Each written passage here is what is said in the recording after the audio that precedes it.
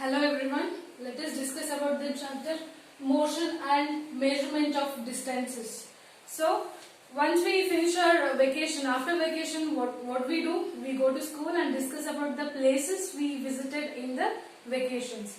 For example, someone had gone to their uncle's place by train, then by bus and then by bullock cart. Or someone else have gone to some other place by using aeroplanes, or somebody might have gone to their grandparents' home by ship or something. So, so this is the story of transportation. Okay, story of transportation. So like long years ago, well, it's very long ago, people did not have any means of transportation. That means they did not have any vehicles or anything to go from one place to another place. They used to travel from one place to another place by using their foods and carrying the goods at the back. Okay, so and somehow they found the very neat way to transport from one place to another place by using animals. Once they got that idea, they started using animals for transportation. They used to load the goods on the animals and they used to go with the animals from place to place. So later what did they do?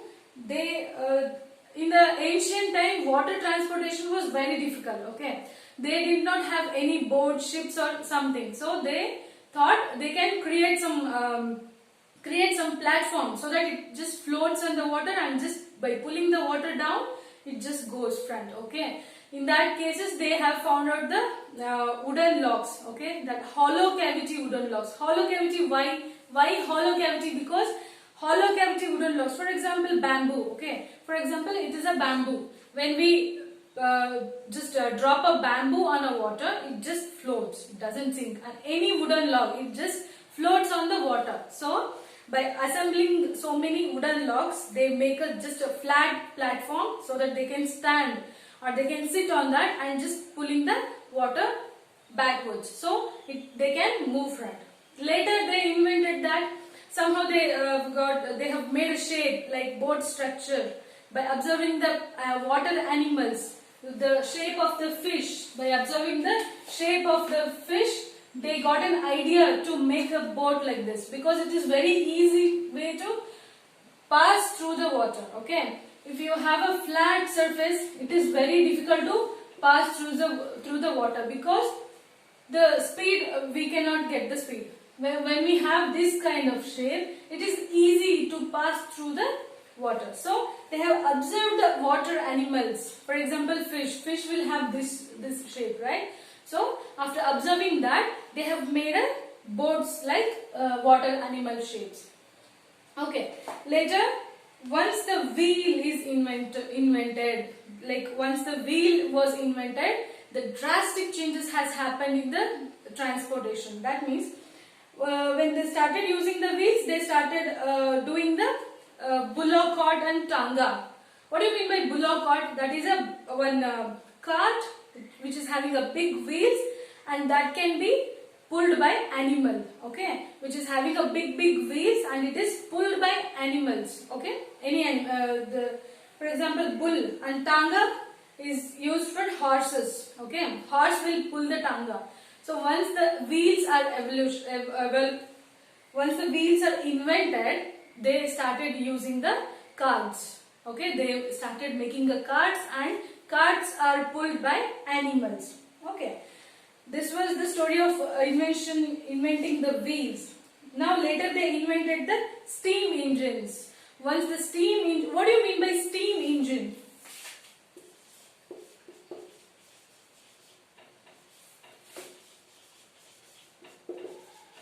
What do you mean by steam engine? Steam engine is a heat engine. Okay, it uses steam as working fluid. It uses steam. The very pressure steam is, for example, when we boil the water, once the water comes to the boiling point, it reduces the steam. If you place some plates or something, you can, once you open and see, you can see the droplets of water. That means the steam. They use steam as a fluid, working fluid in the steam engines. steam pressure is used to move the piston back and forth. So okay, fluid working, steam as a working fluid, and steam pressure, when you boil a charcoal, when you heat the charcoal, it produces the steam. Once the steam is produced, that steam pressure will come. Okay, using that steam pressure, it pushes the piston back and forth, move, so that the wheel can move. Okay, so this is the wheel. Piston will be joined like this. This is the piston. Okay, and this steam engine will be connected here. And once the steam pressure comes here, this piston will move forth and back. So this will move forth and back, so that this wheel will be rotating. This steam engine, once they invented the steam engines, they started railroads. Railroad means what? Railroad means the trains. Steam engine was a big evolution. They started using railroads. It's nothing but trains. Okay. They started using the railroads. Motors. Motor, we use it in the bike, cars, and everywhere. And they started using this motor. They started inventing the car, buses. Okay. Then trucks. So all these are invented. Okay, in earlier 1990s, aeroplanes invented, and when the aeroplanes was invented, soon electric trains. What do you mean by electric trains? Electric train means train runs by electricity, electric power. Okay, train runs by electric power. They have invented the electric trains. Monorails. What do you mean by monorails? Monorail is nothing but a single track train. So train will have two tracks, right? Train track will be having two lines. Okay, two lines it will be having.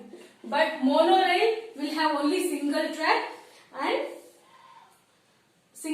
and usually high above the ground. It is monorail is super speed. Okay, it is super speed rail. It is a new invention. It will have a single track. It doesn't have two tracks like normal train. Okay, it will have a single track, and usually it high above the ground. It moves. Okay, next, supersonic aeroplanes. Next, they invented supersonic aeroplanes.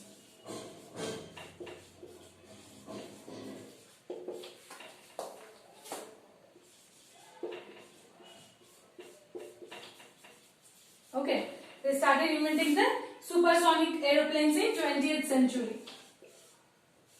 These all started when the steam engines invented. So all these transportation was invented. Okay, then how will you know how far you have to travel? Okay, for example, if you want to travel from your house to the school, okay, if you usually you daily travel from your home to school, how will you know that how you have to go to the school, or by walk, or by buses, or by bikes, or by auto rickshaw? How will you know?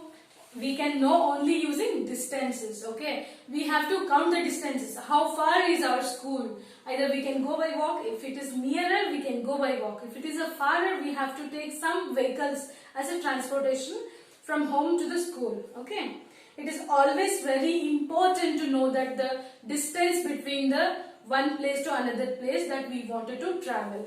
Without knowing the distances, we can't just imagine like by how we have to go, right? So sometimes there are objects whose length and width needs to be known. Okay, sometimes we have to know the distance. We have to know the width and lengths. Okay, it is also important to know the objects width and the length. Okay, for example,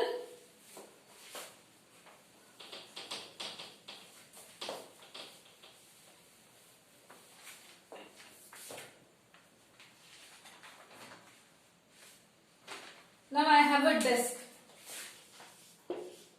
So we all sit on the desk now in the school.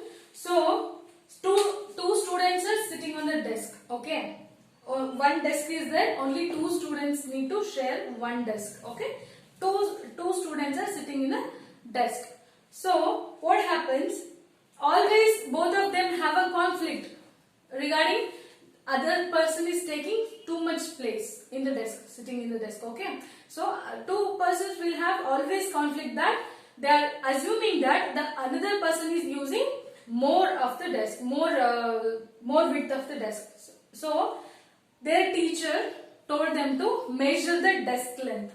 Okay, they used to play gilli danda. You know that gilli danda, right? You used to play gilli danda, right? So the teacher asked them to measure the desk width. Okay, desk width by using gilli danda, because they have it in their bag. Okay, so teacher asked them to measure the width of the desk. So what did they do? They took the gilli danda. How will it be gilli danda? Some long stick, right? This is some long stick. This is danda, and gilli will have some small stick like this structure. Have you played gilli danda? I hope you played gilli danda. Okay, so this is danda and this is gilli. Okay, so teacher asked them to measure using this gilli danda. So what did they do? They started measuring the desk. They placed one danda, then one gilli, then one danda, and then one gilli. So the desk length, it was of 2 danda. The whole desk length was of 2 danda and 2 gilli. Okay, so once they measured the width of the desk, it was of 2 length of a danda and 2 length of a gilli. So it is easily we can divide, right? If 2 dandas and 2 gillis are there, we can make a mark easily, middle mark. Okay, so this is gilli and this is danda. So I have one more gilli. Okay, then one more danda. So the total desk length was like this: two length of a danda and 2 length of a gilli. So it is easy to mark middle of the portion. Okay, it is easy to mark, so that this place can be used by one student and this place can be used by another student. So they make a mark on the desk and they use their places happily. After few days, what will happen? This marks will just wipe off. By using the desk, the mark will wipe off. Now those two students will have a new set of danda now. Okay, it was 2 length of a danda and 1 length of a gilli and some places left. Okay, the desk length is now 2 danda length and 1 gilli length and some space is left. Some space. It is not of the gilli size. Okay, it is a small places left. Now how do you make a middle mark in the desk? We cannot, because 2 danda length and 1 gilli length, some space is left. We can't measure that space. So in this case, what will you do? You just have to take a string. What do you mean by string? String is nothing but any wire or any thread. You can use any thread. So so this is your desk length. Okay. So this is your total desk length. What you can do? You just take a string in your hand. One end you have to keep it at the A place. The thread you have to keep it here and just stretch the thread till the length of B. So mark the thread here and there. Okay. You just have to make a 2 marks there. And once you get the total width, what you can do? You just can fold that. You just can fold it, right? When you fold it, you will come to know you can easily divide. Okay, when you fold it, the half, you will get the half mark now. So you can easily make a mark on the desk. You can do half or quarter, or anything you can make. Okay, you can equally divide the spaces. Okay, you have to fold half. Then if you fold half, you will get the 2 more marks, equally divided. So using a string, it is equally, you can equally divide the desk length. So few professions like tailor, carpenter and farmer, they have to check whether tailor have to check whether his cloth is enough to stitch one dress or not, and carpenter, he have to check the length and width of the wood so that it can fit for that frame or not. And even farmer, he have to check and measure the area, like how many seeds he can sow, right? So for all the professions, it is very important to note the length and width of the object. Okay, this is one activity for you. Measure the length and width of your room by using your foot. Okay, by using your foot, you have to measure the length and width of the, in your house you can measure any one room's length and width. Okay, by using your foot length, you have to put up one foot, and in front of that foot you have to place another foot. Like that, you have to count the length and width of the room. So after you do that, you take a string. String is nothing but a thread. Okay, you take any thread, you just measure the length and width of the room. Okay, then you can, in that case, you can cross check the length by using foot, how much foot you will get. For example, this room will have almost 15 foot length. Okay, this will have a 15 foot length and 15 length and 18 width.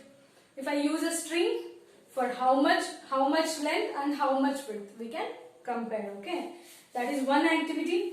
One more activity is measure the table width using hand span. Okay, and comparison of unknown. Okay, using a you can measure any table width. Okay, take any table in your house, take a table and measure the length and width of the table using hand span. Hand span is what? This is the hand span.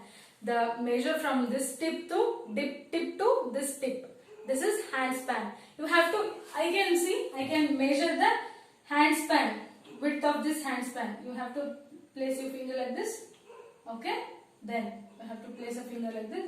You can measure the width and length of this board. Likewise, you can measure any table's length and width by using hand span, and take a string, also measure it and compare. For how many hand span you got? This is like, let us check, 1, 2, 3, 4, 5. See, this much it is left. Okay, this much width is, I can't exactly measure, right? This is not full hand span, so this is not even half also. So in that case, I can't divide it equally, right? So if I take a string, for example, I have a string here. So if I take a string like this, I can easily measure, right? So see, I can easily measure the length and width of the string. So I have measured the width. When I fold it, this is exactly half width of this board. See, this is exactly half width. Using string or thread, it will be so easy for us to divide it in equally. Okay, so this was the ancient method.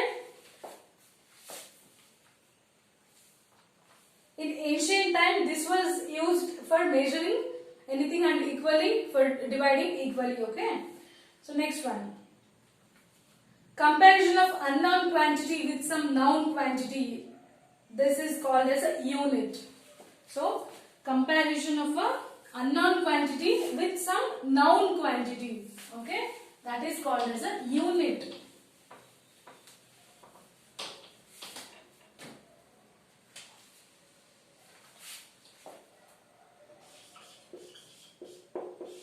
This term is unit. What do you mean by unit? It is a comparison of an unknown quantity by using known quantity. That is called as a unit. For example, I don't know what width is our board. I don't know. I have counted and I got some 7 handspan and something is left. Okay. So when I measure this room, if I get 15 foot length, so how can I write? I will write like 15 foot. I write it right. When I write a 15 foot, this is called as a unit. But we count and represent it in some format, right? So that is a unit. Comparison of a unknown quantity with known quantity. Foot length we know. We know our foot length. That is known quantity.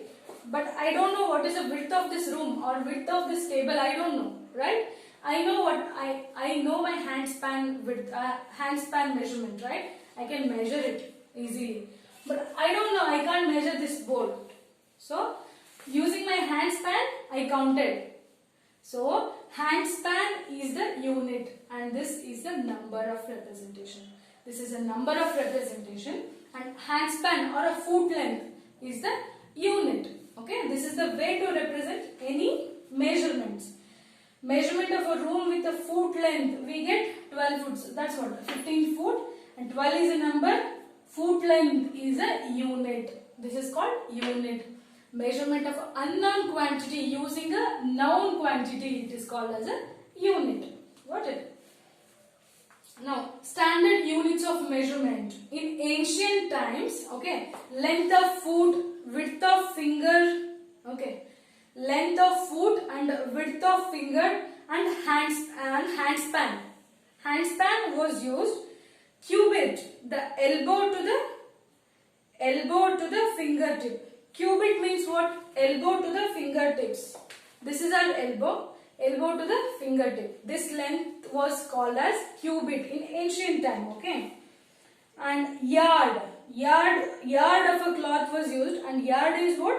Outstretched arm to chin. Outstretched arm. This is outstretched arm to chin. From this length to outstretched arm. This was called as a yard. This was used for measuring the cloths. Okay.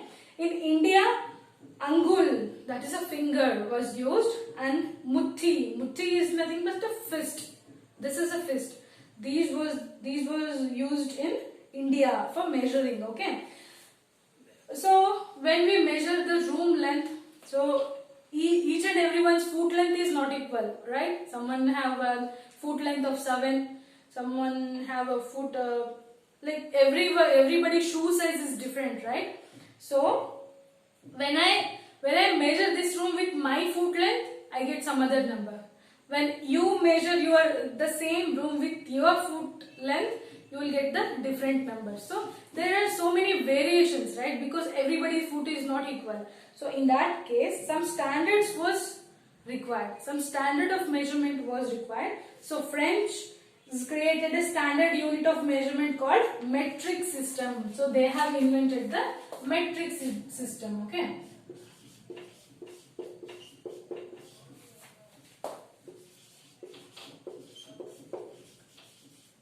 So the French invented this metric system, and in India and one more system was invented, like International System of Unit. Okay, that is what few days we use this metric system, but later on we started using International System of Unit. We started using this. Okay, this is called SI unit. Okay, this is called as SI units. Okay, right now also we are using the same one, International System of Unit. This is the SI unit, and in SI unit, the SI unit of length is meter. The SI unit of length.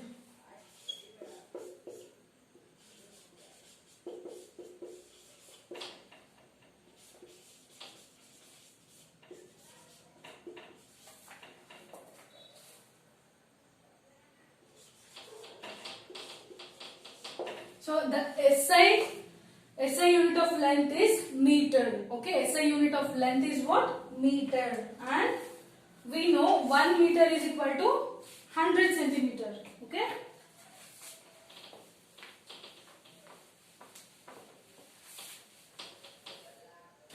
We have 1 meter is equal to 100 centimeter. Okay.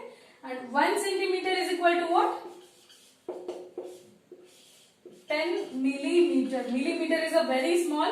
For example, you have a scale in your geometry box, right? So you can see, when you see that, usually scale starts from the 0. Okay. And then we have 1 here. In this place we have 10 lines. Small lines. These lines are millimeters. So this is 1 millimeter, 2 millimeter, 3 millimeter, 4 millimeter, 5, 6, 7, 8, 9. After 9 millimeter we get 1 centimeter. Okay. So these are millimeters, and millimeter length is a very small length. Okay. And 1 meter is equal to 100 centimeter. 1 centimeter is equal to 100 millimeter. For measuring a large distance, so this 1 centimeter for using measuring the, I want to measure the length of this marker. So I can use scale. Scale will have 15 readings. Some big scale will have 30 readings, right?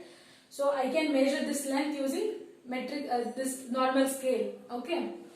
But when I want to measure some cloth, for measuring the cloth, centimeter is not enough, right? Cloth will be big. So for measuring the cloths we use meter. Okay, for measuring the cloths. And now for measuring the distance from one place to another place. How will you measure the distance from one place to another place? This is using kilometer, right? That is using kilometer.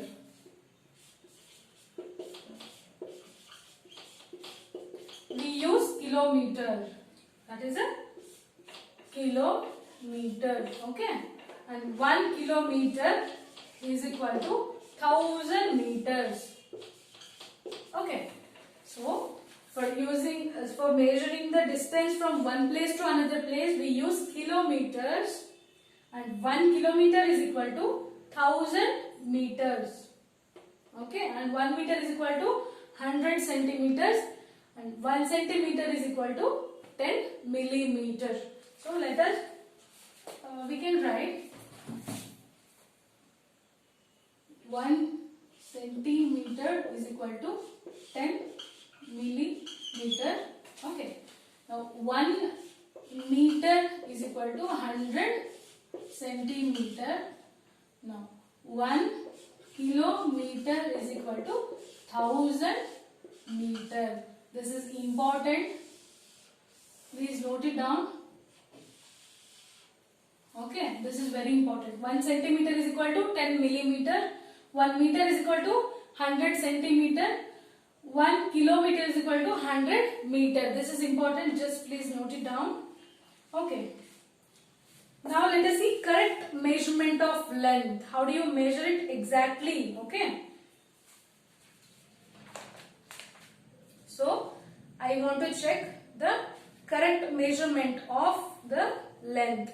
So how do you measure it properly? Okay, there are three methods you have to follow while you are measuring it. Okay, correct measurement of length. First one is what?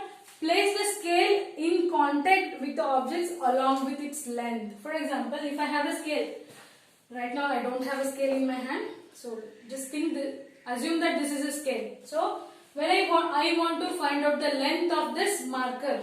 Okay, I want to find out the length of this marker. So what I have to do is first place the scale in contact with the objects along with its length. So along with its length, I have to place a scale along with its length. Okay, along with its length of the marker. I have to place in contact, not somewhere. I cannot hold it like this and measure, right? I cannot hold it like this.